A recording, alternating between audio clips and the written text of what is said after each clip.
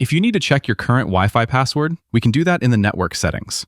First, you'll click the Start menu on the bottom of your screen and then go to Settings. Or just hold down the Windows key and press the letter I on your keyboard. Once you're in the settings, you'll first click Network and Internet on the left, and then click Wi-Fi on the very top. Within that Wi-Fi menu, you'll see a Wi-Fi toggle on the top, and below that, you'll have the Wi-Fi network that you're currently connected to. Click into the properties of your Wi-Fi network, and you'll see a button to show the Wi-Fi network password. It opens a little pop-up window that has the password written out, and I'm blurring mine just because I don't want random people connecting to my precious Wi-Fi. But yours will be there with no blur or anything.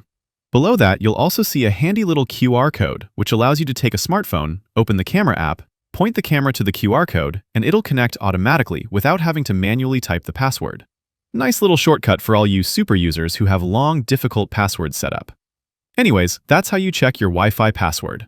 Drop a comment below if this helped, and subscribe for more snappy quick tutorials like this one. Thanks all, see you in the next one.